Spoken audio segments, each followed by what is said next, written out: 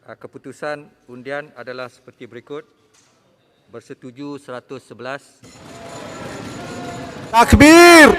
tidak bersetuju Cendek! tidak bersetuju 108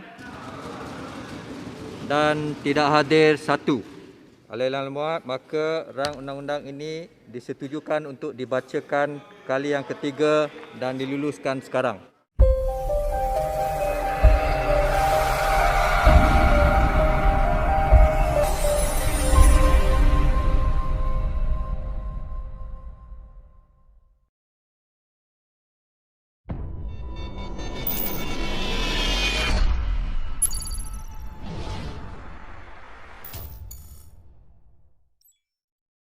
Jangan lupa subscribe ha. Ingat ha, subscribe ha. Assalamualaikum warahmatullahi wabarakatuh. Jadi petang ni kita mendapat berita yang seperti mana yang saya maklum pagi tadi, bahawa perkembangan terkini disebabkan terlalu banyak perkara yang berlaku, antaranya aktiviti penaburan duit oleh Arau dan Larut kepada ahli-ahli parlimen, maka akhirnya usaha untuk menurunkan kerajaan melalui proses parlimen dengan menolak belanjawan 2021 hari ini telah berubah dengan ahli-ahli parlimen termasuk daripada Barisan Nasional memberikan sokongan kepada belanjawan. Tetapi belanjawan itu adalah belanjawan yang diluluskan bukan untuk dilaksanakan oleh Tan Sri Muhyiddin Yassin. Sombong amat. Terkini mereka merancang untuk melakukan proses menarik diri daripada Kerajaan Perikatan Nasional selepas saja sesi parlimen ini berakhir. Maknanya hari ini kawan-kawan yang hampa, saya tahu ramai yang hampa, ramai yang memberitahu saya mereka agak kecewa kerana ahli-ahli parlimen daripada Barisan Nasional telah menjanjikan bahawa mereka akan memastikan Tan Sri Muhyiddin Yassin dan juga Menteri Kewangan akan tunduk dengan desakan mereka untuk pertama memberikan moratorium secara automatik kepada semua. Yang kedua, memberikan hak pencarum untuk mengeluarkan duit sebanyak RM10,000 secara one off. Secara one off. Ngopi ơi, ngopi. Ngopi. Tanpa sebarang syarat. Dua syarat ni sepatutnya telah pun dijanjikan akan dilaksanakan, tetapi seperti mana yang kita tahu bahawa Bonika Mahathir ini memang seorang yang tidak boleh berpegang pada janji. Memang dasar munafik. Maka akhirnya sampai ke hari ini kita masih lagi belum menerima sebarang jawapan daripada pihak kerajaan. Namun perlu saya ingatkan di sini bahawa kelulusan hari ini adalah kelulusan belanjawan supaya kerajaan selepas ini boleh meneruskan dengan belanjawan yang telah pun diluluskan, walaupun Tan Sri Muhyiddin bukan lagi Perdana Menteri. Jadi tanpa melengahkan masa, saya persilakan saudara Zahid sekiranya ada sebarang persoalan. Assalamualaikum Datuk. Okey Datuk, saya rasa Datuk dah ulas tadi Assalamualaikum warahmatullahi wabarakatuh. belanjawan 2021 yang telah diluluskan. Ya. Jadi saya rasa saya terus pada soalan berikutnya Datuk. Okey. Melainkan Datuk ada komen-komen lagi berkenaan. Tak apa, dengan- okey. Tak apa ya. Okey. Saya rasa pihak Blok Pembangkang juga terkesan dengan keputusan ini. Jadi apa pendapat Datuk? Adakah kemungkinan usaha lain yang akan dilakukan oleh pembangkang untuk teruskan tumbangkan atau mengganggu-gugat kerajaan Tan Sri Muhyiddin ini? Apa ulasan Datuk? Kalau hari usaha pembangkang untuk menjatuhkan Tan Sri Muhyiddin Yassin melalui parlimen, maka yang akan claim mileage, yang akan mengatakan bahawa mereka lah yang menjatuhkan Muhyiddin Yassin ialah Pakatan Harapan. So rugilah, sebab yang betul-betul nak menjatuhkan Muhyiddin Yassin bukannya Pakatan Harapan. Pakatan Harapan nak mengambil alih kerajaan. Tetapi UMNO sebenarnya, kita sebahagian besar daripada kita lah, terutamanya di akar umbi, kita mahu Muhyiddin diturunkan dan satu pilihan raya umum baru diadakan. Jadi itu sebabnya secara strateginya ahli-ahli Parlimen Barisan Nasional hari ini membiarkan bajet ini diluluskan. Tetapi bajet ini diluluskan bukan untuk implementation by Muhyiddin Yassin. Bajet ini boleh digunakan oleh kerajaan yang menggantikan kerajaan Muhyiddin Yassin selepas ini. Dan pembangkang khususnya PKR, DAP, Pejuang, termasuklah yang semalam yang awal-awal lagi sudah membuat kenyataan menawarkan diri untuk menjadi kerajaan alternatif gandingan Tun Mahathir dan juga siapa nama? Kuli.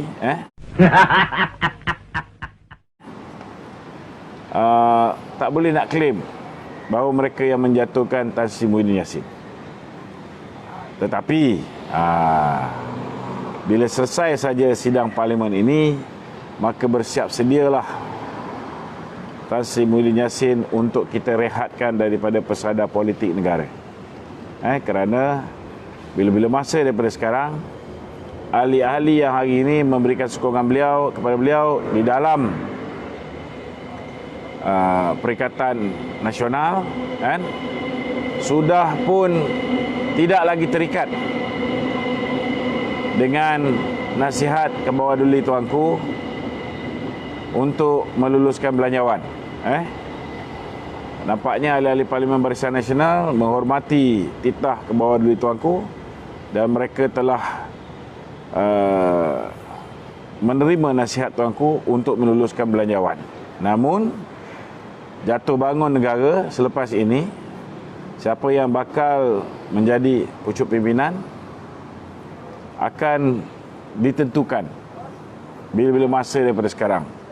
Kerana bila-bila masa daripada sekarang, kita akan melihat rakan-rakan daripada Perikatan Nasional, daripada UMNO khususnya, akan mula menarik diri bagi membolehkan baginda tuanku memanggil Tan Sri Muhyiddin Yassin untuk membuktikan bahawa beliau masih mempunyai simple majority 111 orang.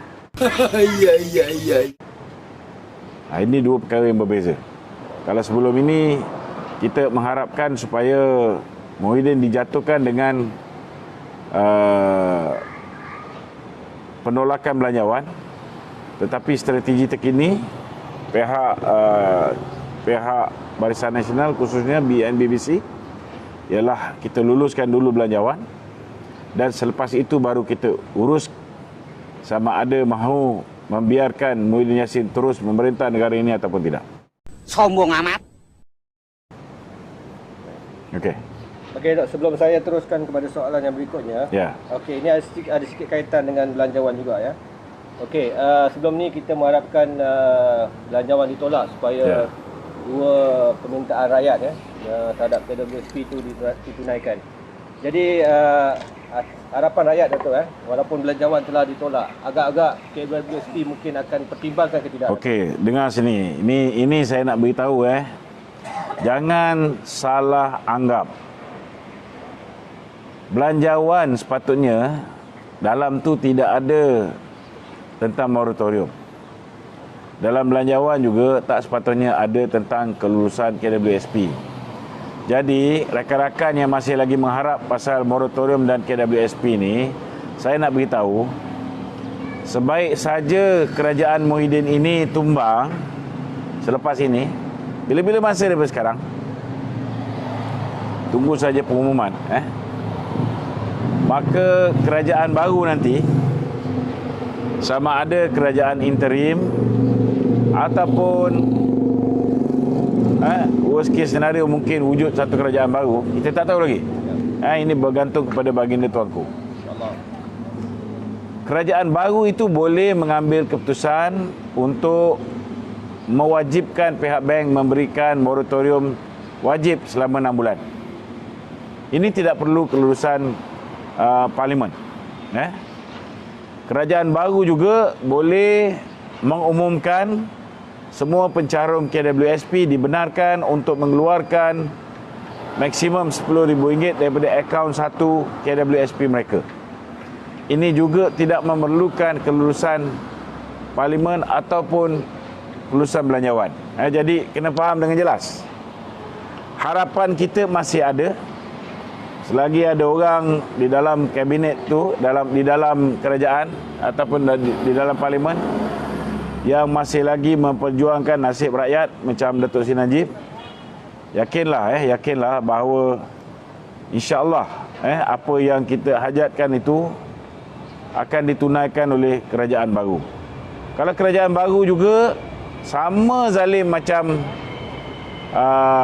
kerajaan yang lama, masih lagi nak meneruskan keangkuhan mereka, tidak mahu mendengar denyut nadi rakyat, masalah rakyat, rintihan rakyat, maka kita akan meneruskan penentangan kepada kerajaan baru.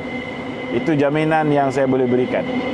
Tak kiralah siapa jadi kerajaan, kita akan desak supaya mereka mengotakan janji mereka kepada rakyat Malaysia. Bener juga ya. Okey Datuk, ini soalan lain pada belanjawan ya. Okey.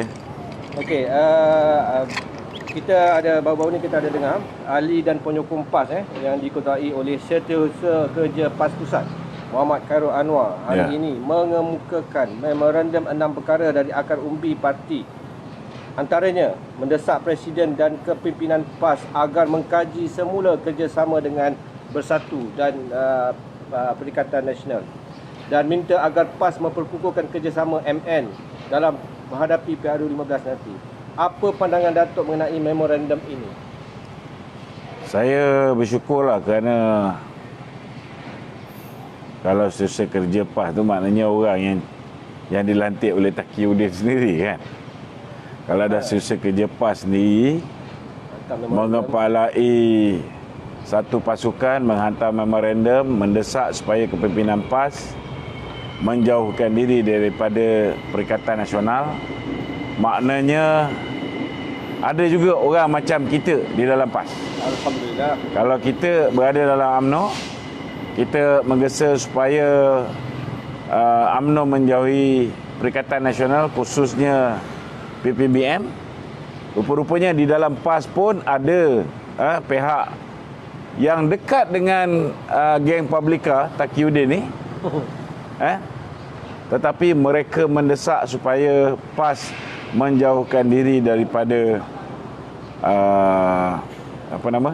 daripada PPBM. Bersatu. Ini satu perkembangan yang sangat positif dan saya mengharapkan kedua-dua parti ni, baik UMNO yang saya difahamkan akan menarik diri daripada Kerajaan Perikatan Nasional bila-bila masa daripada sekarang, dan saya juga mengharapkan PAS kembali bersama dengan UMNO, tinggalkanlah Bersatu tu dan kita fokus kepada pilihan raya yang bakal berlaku dalam tempoh 3 hingga 6 bulan daripada sekarang. Okey. Itu je. Selesai? Selesai. Alright. Assalamualaikum warahmatullahi wabarakatuh. jangan lupa subscribe Ingat subscribe